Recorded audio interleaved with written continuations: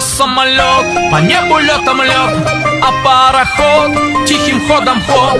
А мы едем в соседнее село на охот.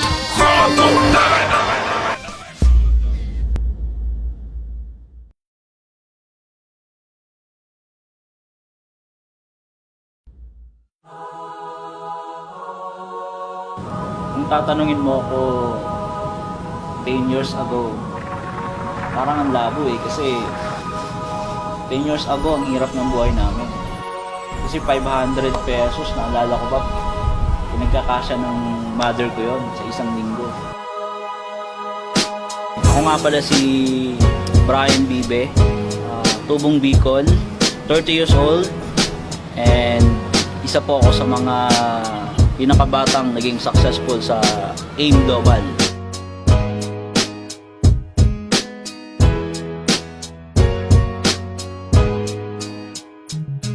In 2006, pumunta ako ng Manila para magtrabaho. Dati po akong SM Promodizer. Ngayon po, 6 years ko nang kinakarar ang AIM Global. Thankful ako kasi ang daming blessing na binigay sa akin. After 5 months going to Global, I got my first car. So doon pa lang talagang baliw na ako kasi sino ba naman ako dati? Expected ko lang talaga extra income. Pero yun nga, binigay sa akin after 5 months. Nakuha ko yung first car ko na Toyota Vios. Then after that, tumuloy-tuloy na kasi lalo akong nanggigil. Daming nagtatanong sa akin through Facebook, text na, Brian, grabe, ang layo na ng narating mo, ibang-iba ka na ngayon.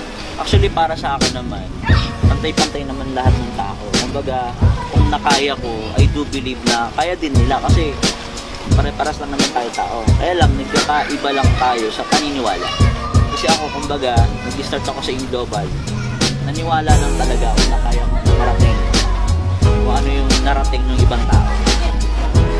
Sa AIM Global, oo, mapapagod ka, mahirapan ka, papawisan ka, magugutom ka. Pero alam mo, lahat naman ng bagay nakakapagod. Lahat naman ng bagay, lalo na pag in-expect mo malaki, nakakapagod, pupuyat ka, masasacrifice ka. Pero ang masarap dito sa AIM Global, lahat ng pagod, lahat ng puyat, lahat ng gutom, at lahat ng sacrifices mo, bayad dyan pag nakuha mo na yung gusto mo sa buhay mo.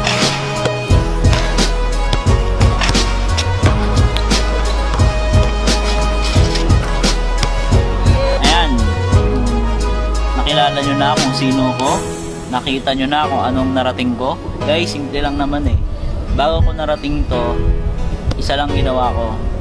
Una, nangarap ako para sa family ko. At the same time, para sa akin. Alam ko naman kasi lahat naman tayo nangangarap. At lahat natin to gusto. Kung gusto mo rin yung narating ko, pero alam ko gusto mo naman talaga to eh. Okay? So, simple lang. Una-una, mangarap ka rin. Sunod, subukan mo. Kasi isa sa mga natutunan ko na hanggang ngayon hindi ko nakakalimutan. Pag may isang bagay na gusto mo, wala kang ibang dapat gawin, subukan mo. Lalong-lalo na kung ito yung magpapabago ng buhay mo at buhay ng pamilya.